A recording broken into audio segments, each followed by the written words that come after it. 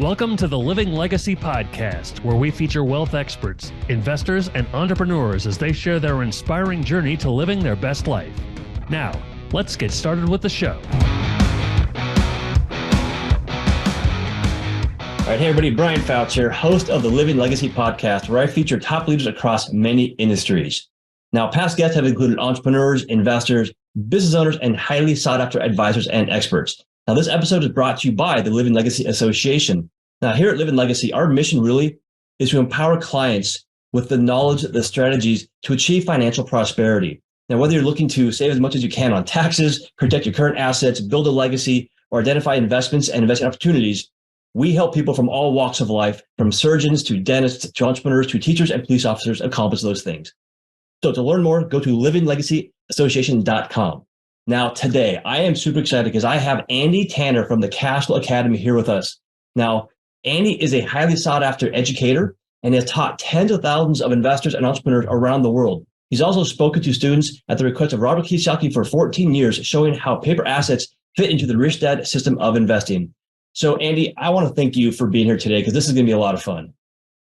Well, it's good to be with you. It's been a while since we've been together, and it was really fun to chat on the phone the other day and catch up. And Absolutely. I just can't wait for the conversation. I love how you think and I love your passion. And so I look forward to learning from you as we chat. All right. Sounds good. Thanks, man. So for those of you that may not be familiar with you and what you've done, if you want to give a quick background and then we'll dive into it. Yeah, I'll try to make it quick. Good place to start, I suppose, is I didn't do very well in school. I never found my way. I'm a big guy. I'm about 6'8", so I can't jump, I can't shoot, but I could foul is the joke I tell endlessly. And they gave me a chance to play basketball in college, and I never found my way. You know, accounting, biology, communications, all the way to zoology. Nothing in the calendar sparked my interest. So when basketball was over, I fell into sales and I got really good at selling stuff. That was kind of something I didn't know I was good at, fell into. And in the 90s, they started having online trading software. You could, hook to the internet and trade your stocks on, America Online connections. And I was selling software for investing. And that's where I first got a real taste of stocks. And then also in the 90s, I ran into the book Rich Dad Poor Dad. It changed my life with like 30 million other people. Yeah. And probably 40 now. And I found that that thing was missing in college, that topic that I could become passionate about. Yeah. And so I didn't become a teacher because I was beating Warren Buffett in investing contests. But I did have a gift for teaching and learning. And one day I got a call from Robert. You mentioned I'd spent some time doing things with him. And, we had a mutual concern about 401ks and how ineffective they were. And he was very kind and gracious to let me write a book in a series, which mortified me. And that's kind of how most people know me. So for 14 years, I traveled with that group. And also, a lot of other names I could drop, but that was a big one. And then last year, my wife fell into an illness. And so now I teach from home 100%. And everyone has been very kind and wished us well. My boys are playing high school basketball. I don't want to miss that. So most of the time I'm dad, I'm basketball coach, and I teach investing. We founded the Cashflow Academy in 2007. And so for, I don't know how many years that is. It's a while. Years, something like that.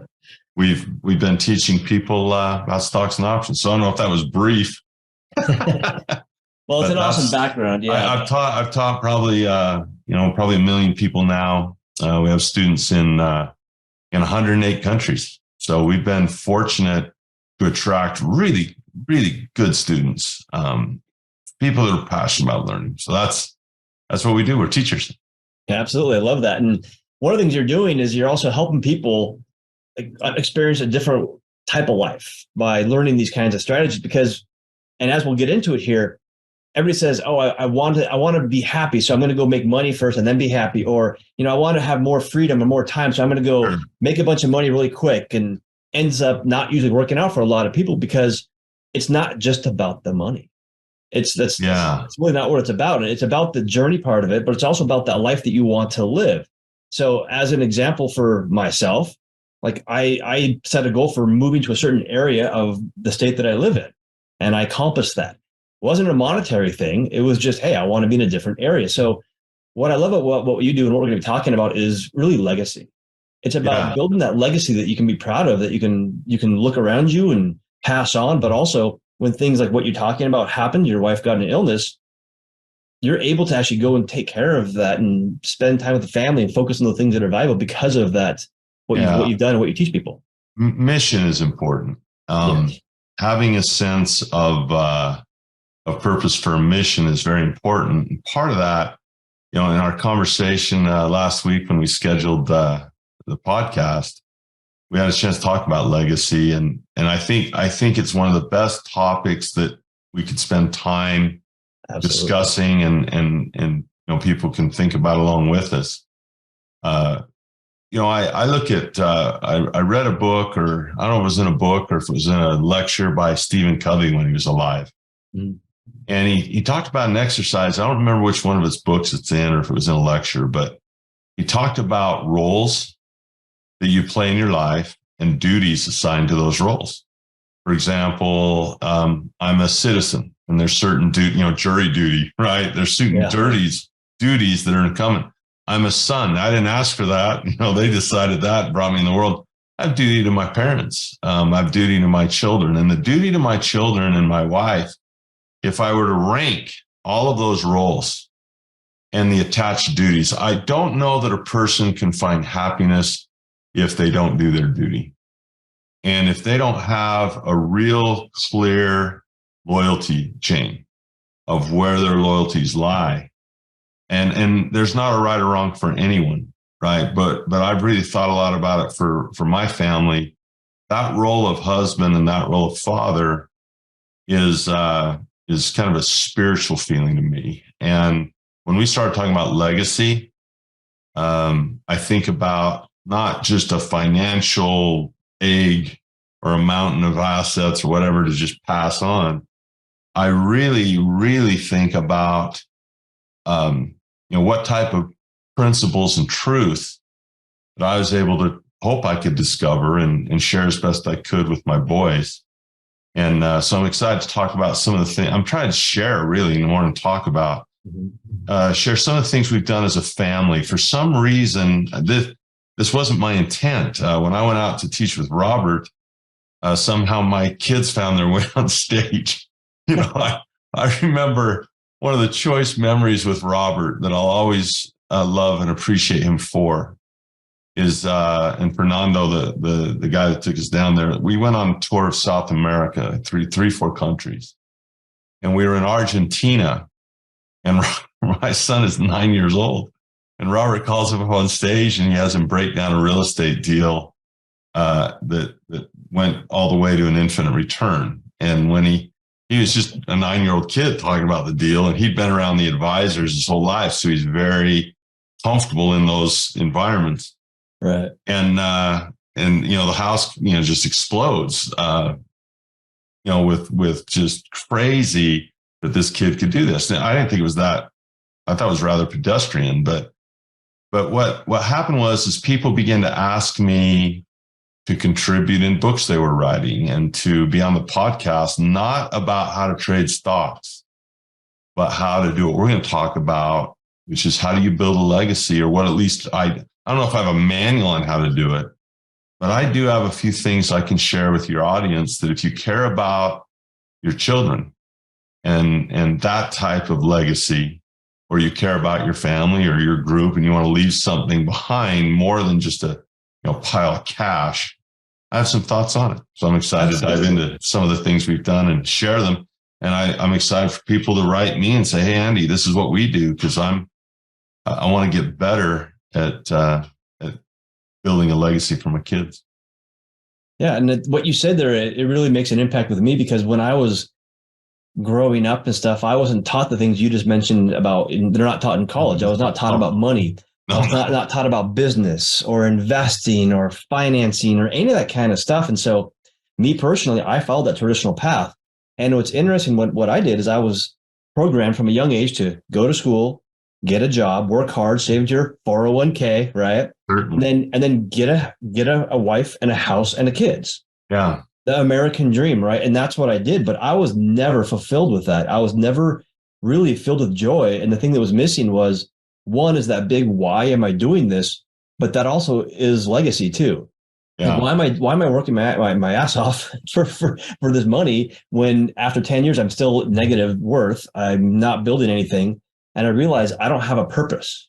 And so for me, the last, call it 6, 7, 8 years of my life, I've really been trying, doing that, finding that purpose, finding that reason why.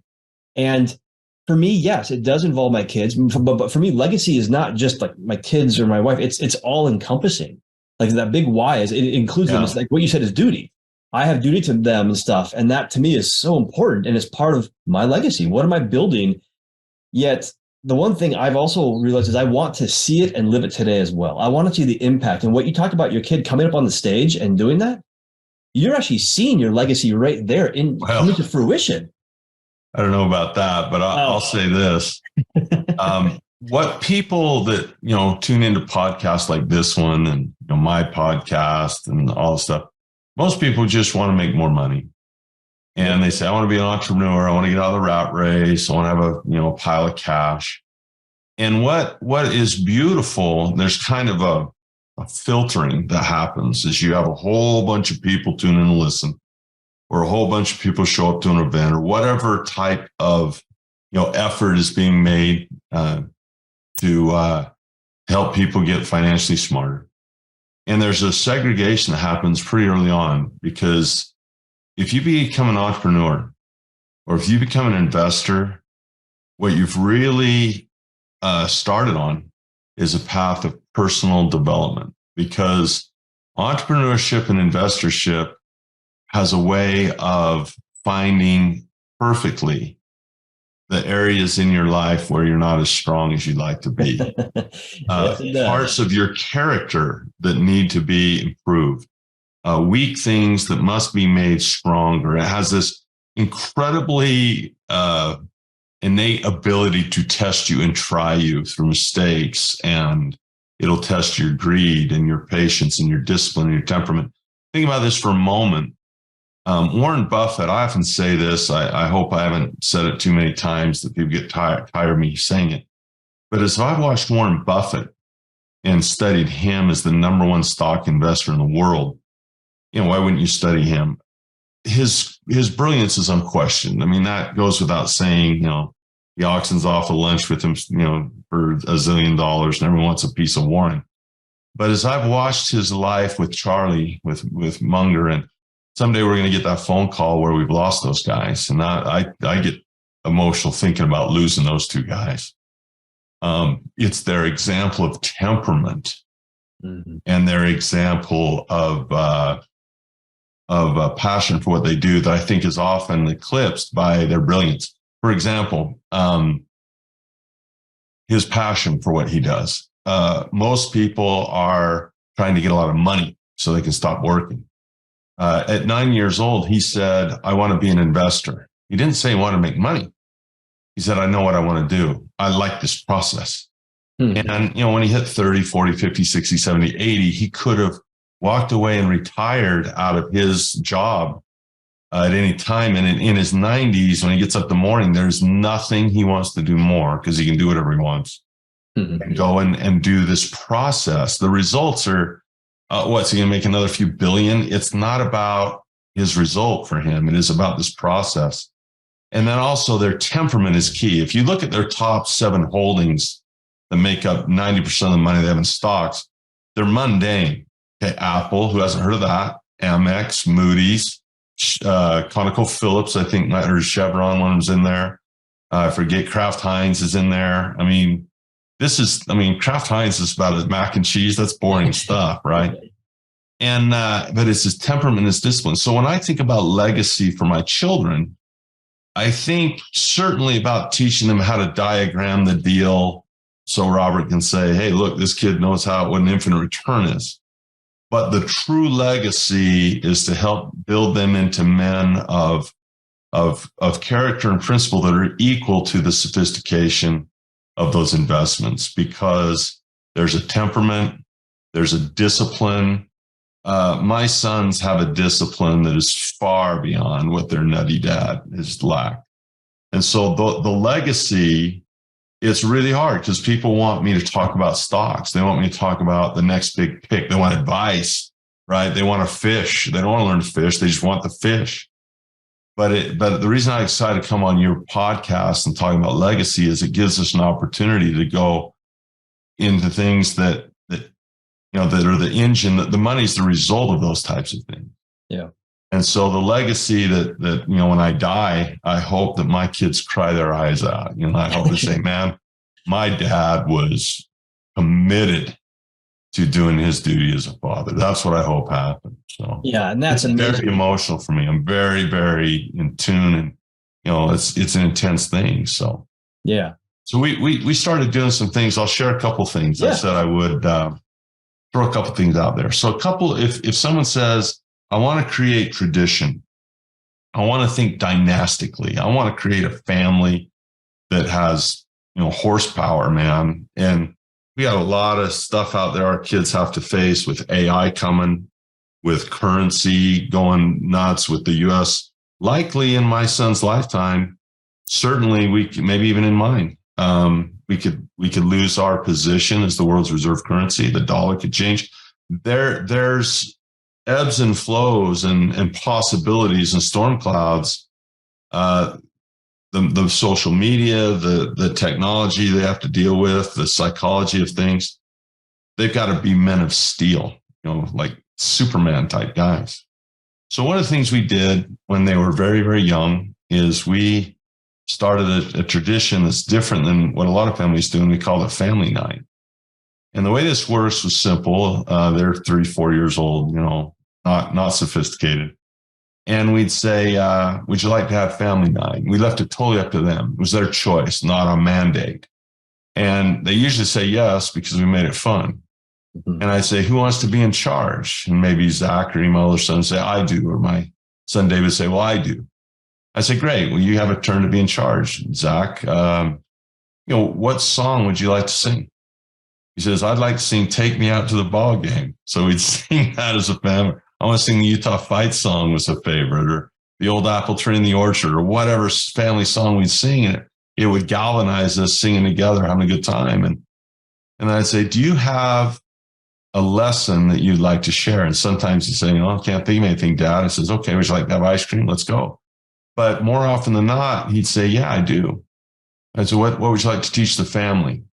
And it's amazing how kids pick up goodness and character and wisdom and unselfishness just by being. They can see good and evil very young. They can see the good and bad very young.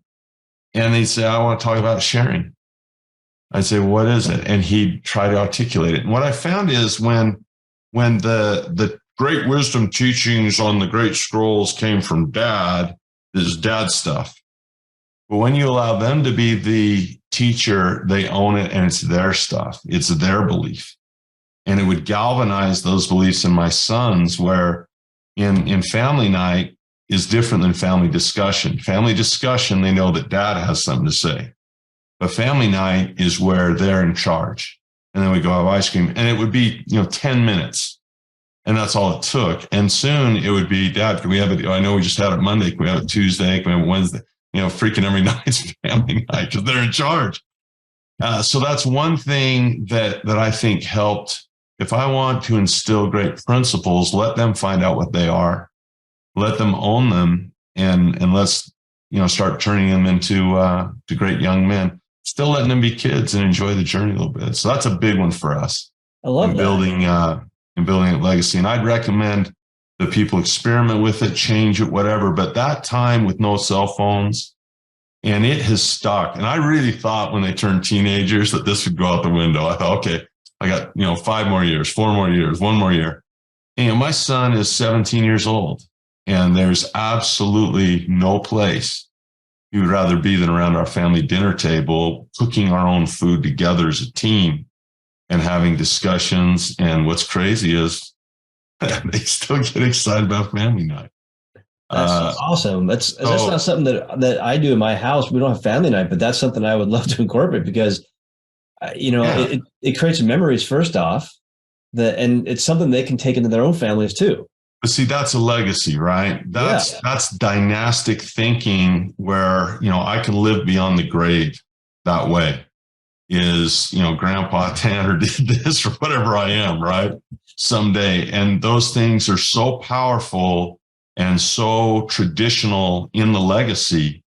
When you look at the big religions of the world, like you watch Fiddler on the Roof, which is so rich with tradition, right? From that faith. That it's lasted thousands of years. Yeah. And there's no reason I can't take that same concept and still, you hear that tradition.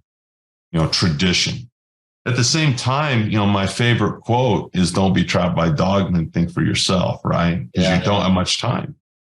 And so I like them to come up with their own as well. So that's one thing that we did. Another thing we did that people find really peculiar. I live in Salt Lake City, Utah. It's a real clean place, great place to raise a family. It's lives up to its reputation most of the time that way. But they have laws that I discovered are way, way liberal when it comes to parental influence. I had no idea.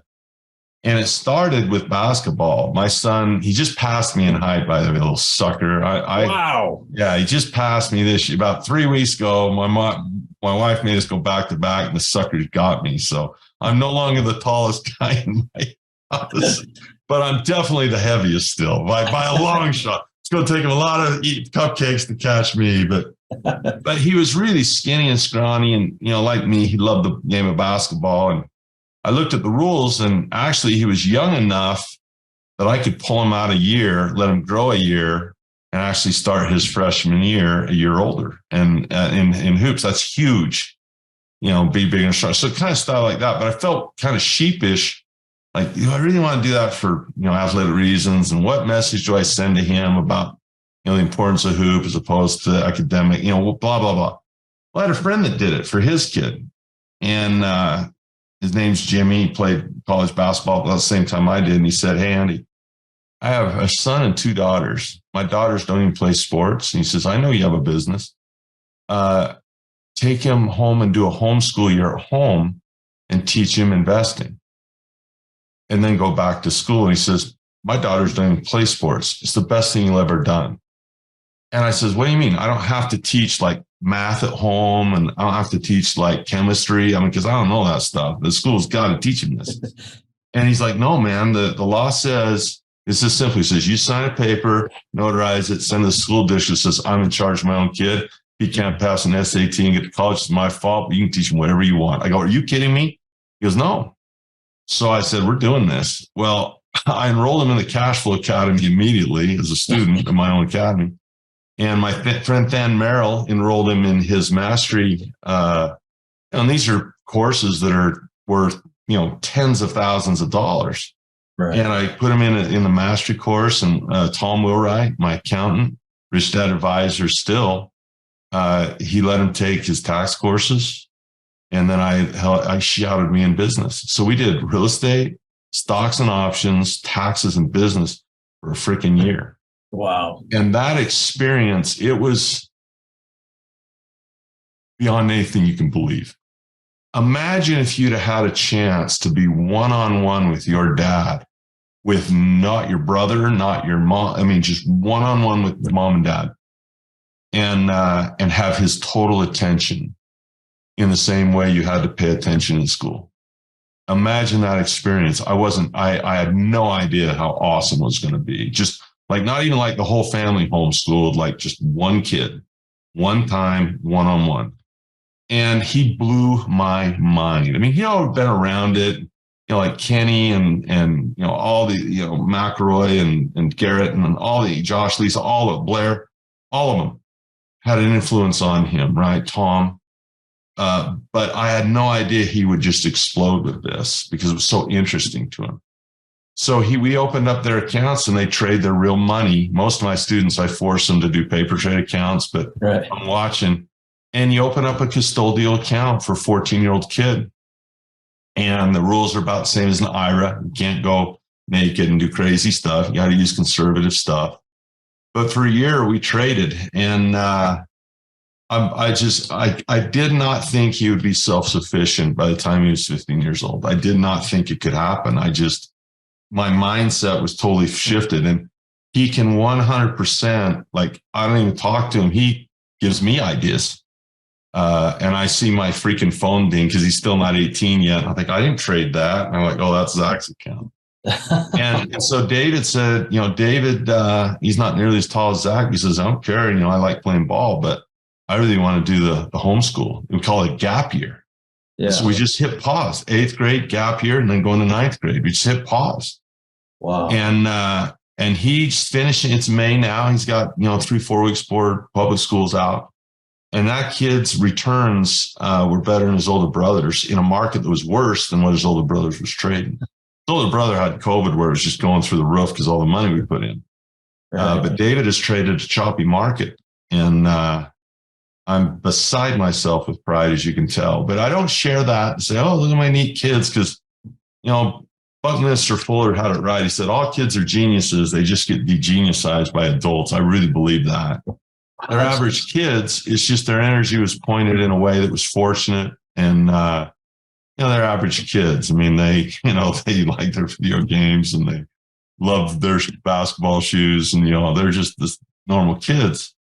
But what a good feeling to know that if something happened to me, I mean, my son's 1 year away from being able to, like, if I die, he's not old enough to take over, all the trusts and, all the executor and all that crap. He's a beneficiary, but in a year, I'll hand that to my son with more confidence than any other human being on this earth. And so that's legacy. It's a legacy of loving and caring. Robert and I agree on like 99% of stuff. The one place where Robert and I have a different anger is Robert really hammers the school system. And I guess the truth is there's probably good teachers and bad teachers, probably the truth. What I hammer is I don't hammer the school system. I hammer parents, man. I hammer them. Who in the hell says that it's the school's job to make my son into a man? Absolutely. Who in the hell says that they have anything to do with what my son becomes? That's my role. That's my duty. That's my job. Absolutely. And yeah, English, math, chemistry, history, that's like this freaking much of what it means to develop as a human being. And to say that the school system's screwing up the kids, they don't have any freaking power. They're this much of it. The parents are what screw up their kids. That's who screws them up. So I'm not a perfect parent, so I can't be saying that too loud because I'm not perfect at it. I'm the same way. It's, because that's I look back on my own journey and I say, hey, why did I make these decisions? Why did I do that? Well, guess what? Because I was programmed by those around me. Yeah. And so you got to understand that your kids are a product of their environment. For sure. And their culture, right? They're a product of their culture. And you're a big part of that. Yeah. So when people think legacy, they think too much about, family trusts and probates and, all the stuff that happens when you die. Legacy is about what happens when you're alive. Absolutely. And that's why we're living legacy, not dead legacy. Your time is limited. Everyone has a life calendar, right? Yeah. And every circle there represents a week of my life. And I'm about right there on it. about right there on it. Half of it's over. Mm-hmm. And when you realize the significant piece of a week of your life is, you got to get your legacy while you live, because you're staring in the face. Every Monday I come in, there's another circle gone. It's like, holy cow, this thing is shrinking. And so that your legacy's built while you're alive, man. Yeah, and it's not about, you can't prepare kids for careers.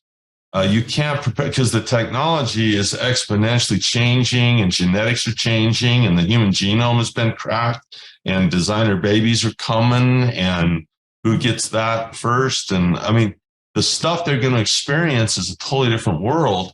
So we've got to have principles that are generalized that don't change no matter what the world does. Mm-hmm. And that's the only, otherwise you're building on quicksand.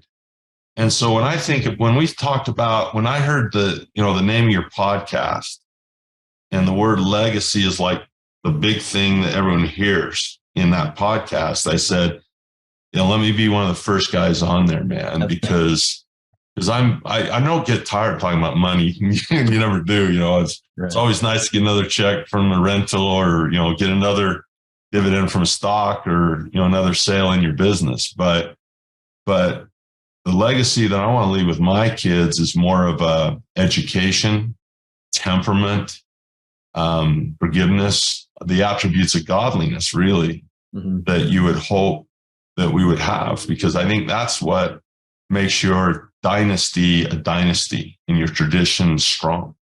Yeah. So anyway, there's a couple of things we've done as parents. We try to invest less in stuff and more in experiences and travel the world. And, I'm getting kind of tired of that. I've kind of seen the world now. So they've seen enough of it too at their age. They've been more places and if they want to continue, great. But that's legacy, man. So. Yeah, my kids are fairly young. So one of the things we do is, they get excited for the summers. Now, summers are very short now compared to when I was their age, but the last thing I want them doing is sitting around our house, watching TV, playing video games. I want them to have experiences that they will remember and want to do when they're older as well. And so we bought a motorhome and traveled for 6 weeks one time here a couple of years ago. And I mean, they'll never forget it. It was full of these disasters. I mean, we broke down in the middle of a desert at 120-degree weather. And I look back and I laugh about it, even though I got heat stroke on it. I still laugh about it. And they remember that. And they say, hey, when are we going this year? Yeah. And so those kind of experiences are very cool. And the other thing, Andy, that I'm really focused on is the mindset side of legacy too, because I'm recognizing that my children are being programmed by the public school system to a degree. And sometimes I'm like, I don't like what I'm seeing. And so I take my kids aside and because I'm learning right now as well. I've recognized inside myself that I have a big why, a big purpose. And to me, that when I was younger, I was never taught about having a purpose in life and really finding your true why and going after it. And so I'm talking about that kind of stuff with my kids all the time. Hey, I'm doing this because of this. I'm going and doing this because of this. I'm sharing them my journey so they can start to get excited about what they're going to eventually do and learn and stuff. I think that's why you and I have gravitated towards becoming teachers, because you want to, like when I coach basketball, what am I going to leave with those guys? Are they going to remember that coach really understood defense? Are they going to remember that coach really understood offense or this or that, had a great scheme? Right. Or are they going to remember, how tough coach was on them, right? And say, hey, the discipline and all those things. So you want to leave your kid $1 million, or do you want to leave him what you didn't have, which is courage? I always admire Robert because that dude is freaking fearless, man. I've never met a human being in my life. I think it comes from his Marine background, or maybe not. That dude has no fear in his body that I've ever seen. And all I am is afraid. I'm afraid every day. So I try to fight that and develop the courage to do the things that are on principle. And you try to instill those types of things in your legacy. Give them courage, give them freedom, give them a love for country, give them the lessons on what capitalism is. No, 100%. We're losing our legacy of capitalism, and it's rough. Capitalism is the way I teach my sons capitalism. And if you want to be an investor and you're listening and you want to have more money, and you're not yet at the stage where you think about legacy and all these other things. You're just like, no, I just want the money. I'm at the money part, Andy. I want the money part. If you're, in your infancy of that, and you're in scarcity and you're looking for more cash, understand what capitalism is. This is what I taught my boys. Capitalism is an inequality between the value that you give and the money that you get. And the reason it's an inequality is people will never give you their money unless you give them more in return. There's no motive for them to part with their cash unless they get more than they're gonna have to give. And so there's always an inequality there. Every time any of you spend $1, it's because you thought that thing was going to be better to have than the dollar in your pocket. So there's always an inequality to that. Whether you're buying an iPhone, well, I want this more than $1,000. You're going to go buy a new suit, well, I want this more than that $3,000. You're going to go buy, a new Hummer. You want that more than the $100,000, whatever it is. So capitalism is about developing things that are worth more than what you're asking. So how do you ever get ahead if it's always a shortfall? If you're always giving more than you're taking, how do you get ahead? You make it up in volume. And the more people you serve, the more effective you become. So if you're Jeff Bezos, the haters can say, well, no one should have that much money.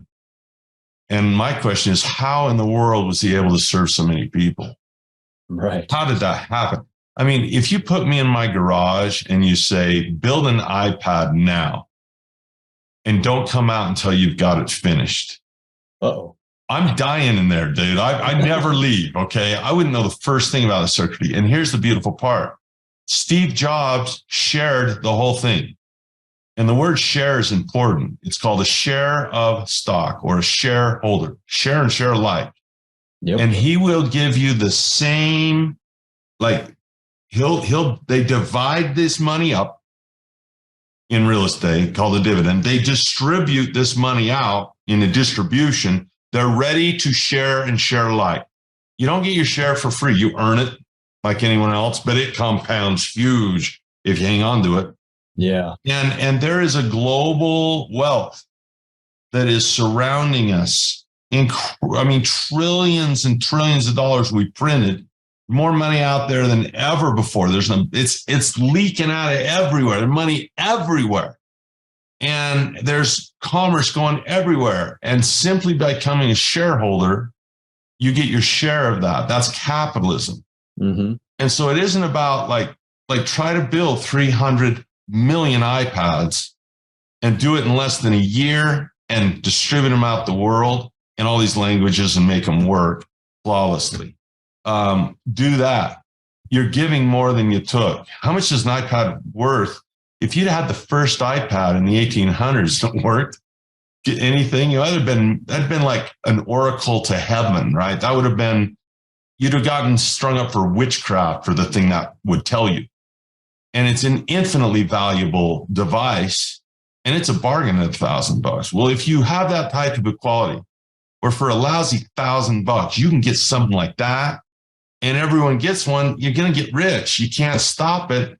And what do guys like Buffett do with all this money? Well, they say, when I die, I'm going to give it all to charity because I can't spend it all. That's capitalism. I'm not saying it doesn't have its problems, but we give more than we take. And once you understand that how do I figure out a way to give more than when you're in scarcity, you want to receive a lot. Mm-hmm. You want to receive a lot in it. And you flip that switch where you said, no, I'm going to give a lot. Man alive. It's pretty amazing. That's something you said here kind of piqued one of my experiences in my life that I want to get your take on, Andy. So I had a career in construction and I was trading time for money. And I did that for a long time. And the value I got was a negative net worth and lost 50% of my 401k in 2010. And I remember thinking back and looking and saying, man, I'm trading time for money. Now, why is that happening? Why am I able to trade time for, let's say, $100,000 of salary? Well, I realized because the company that's paying me that is making $300,000. Well, and you have one person you answer to, your foreman.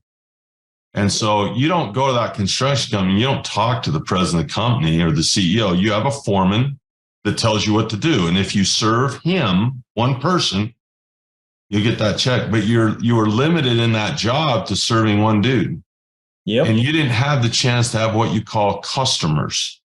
The idea of having a customer, to have millions of bosses telling you whether they like the job you did or not.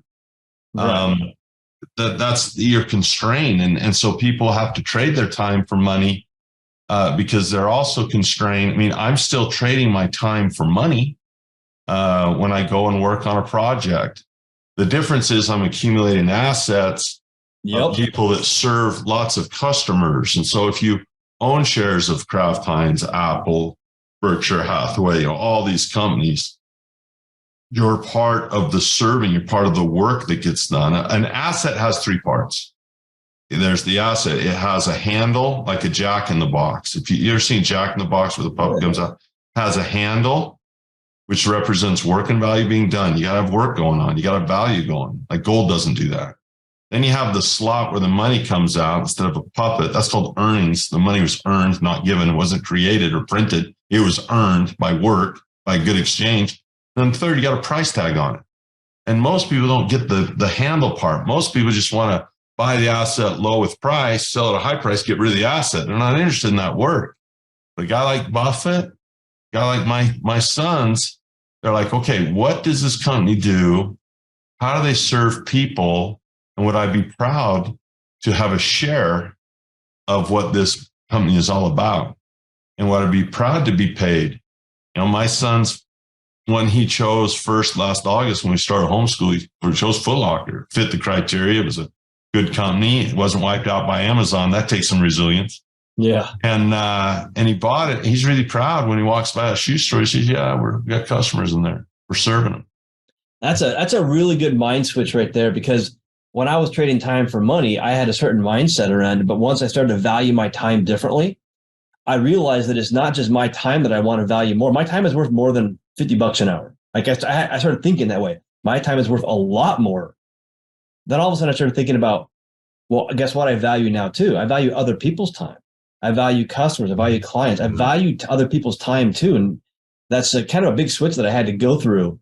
And I realized that my company was paying me for my time because they valued my time more than I did. So last thing I'd share on legacy is the importance of what I call the financial blueprint. Mm-hmm.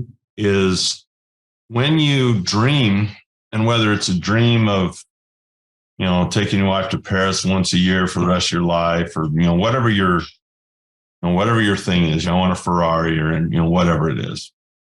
When you look at it, legacy has a place in that, right? Okay, so I want a big house. I want nice cars.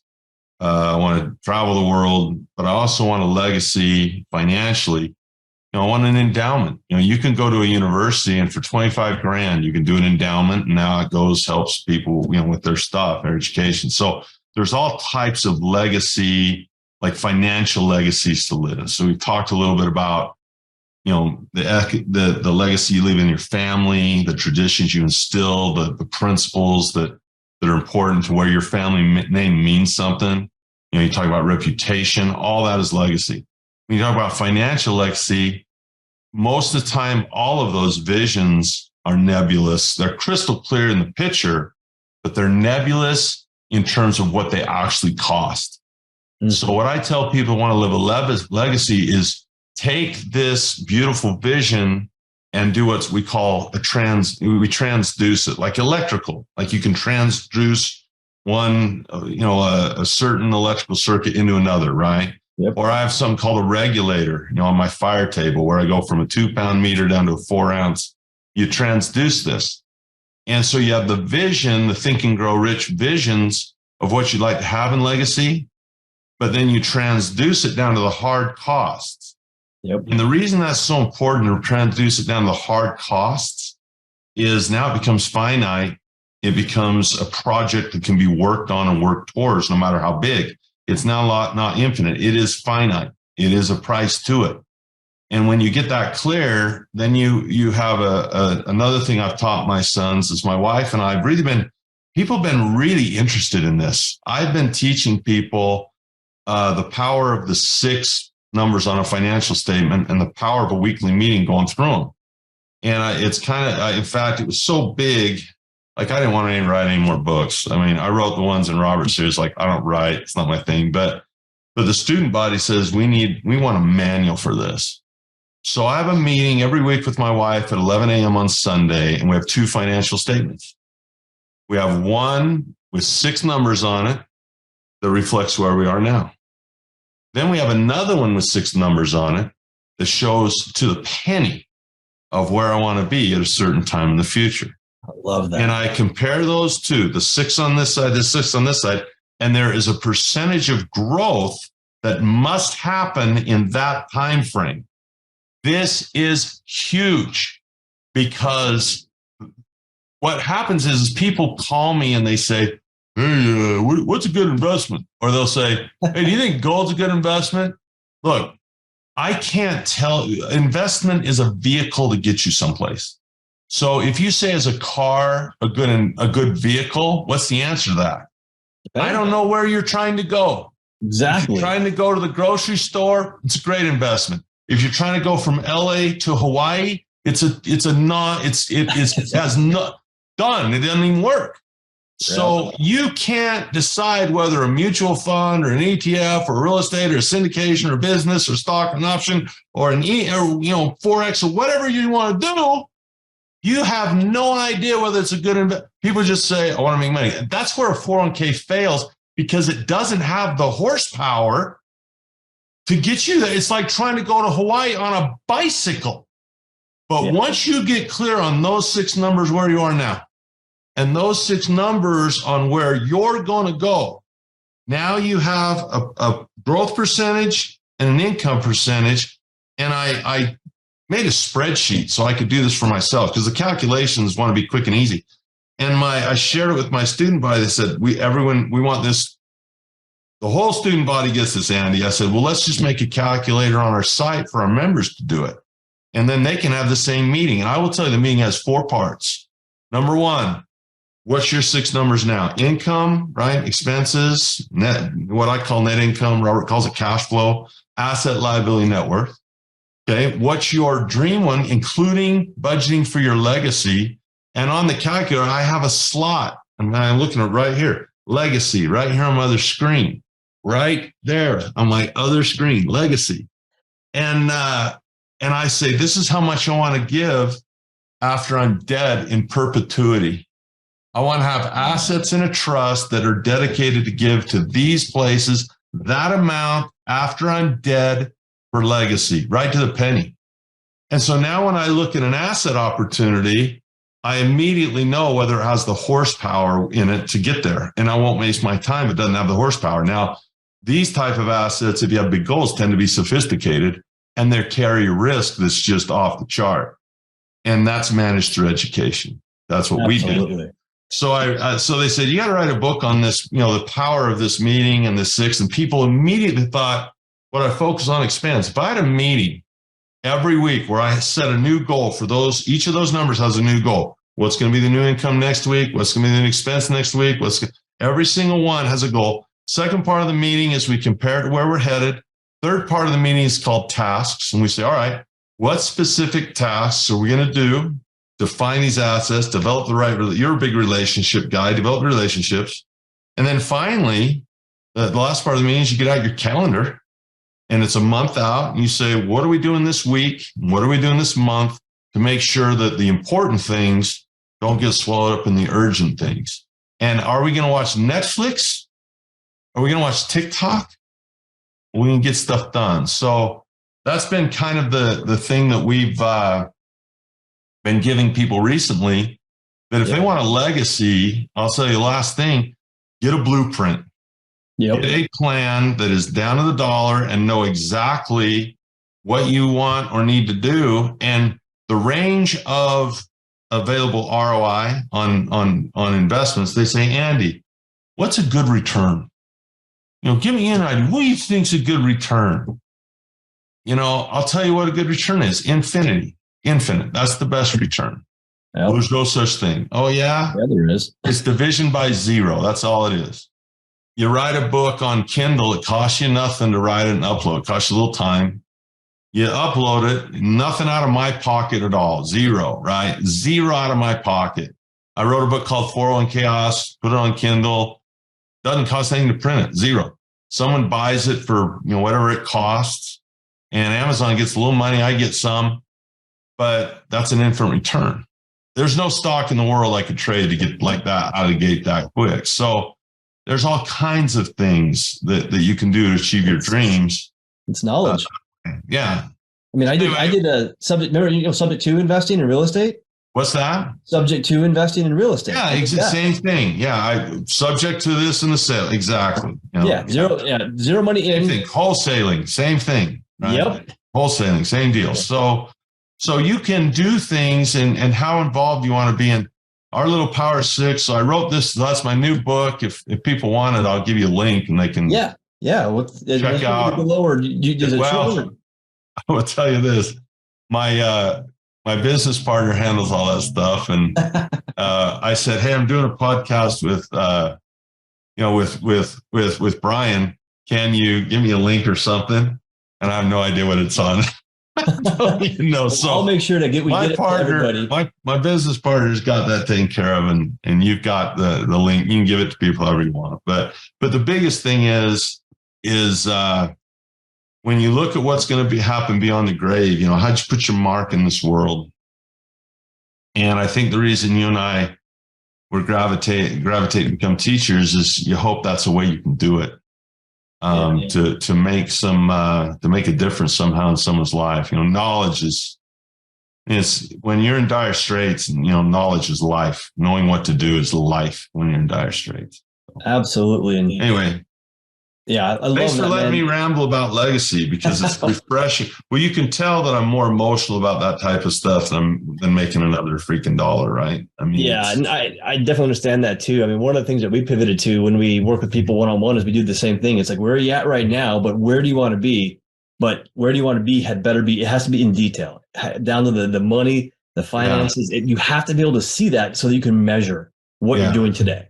It's a nice fit because when people look at paper assets, I never bash other asset classes, because, if you bash, business, you got to say Jeff Bezos is an idiot. If you bash real estate, then Kiyosaki's an idiot. If you bash oil and gas, then T. Boone Pickens is an idiot. If you bash stocks, you got to knock on Warren Buffett's door and say you're a fool. I mean, the asset class doesn't matter, but once you have that, before and after, or now and after, understanding how to glean higher returns and manage the associated higher risks to become a sophisticated investor, to have a sophisticated legacy, that's what we do at the Cashflow Academy in that asset class. How do you use stocks and options to go beyond what the normal guy does and manage the risks that are there? Because the risks are real, man. They're very much.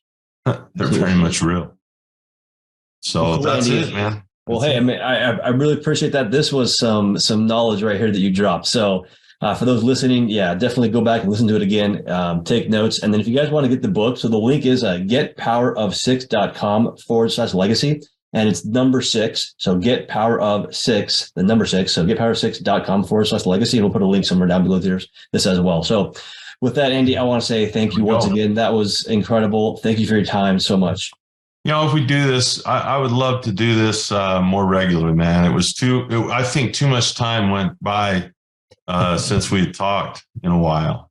Absolutely. I just love your spirit. I love what you're doing and putting together. And our mission is to raise people's financial well-being. So if I can ever contribute to that in any way, you call me and I'll be here. Sounds good, brother. Thank you. All right, man. We'll see you. Thanks for listening to the Living Legacy Podcast. We'll see you again next time, and be sure to click subscribe to get future episodes.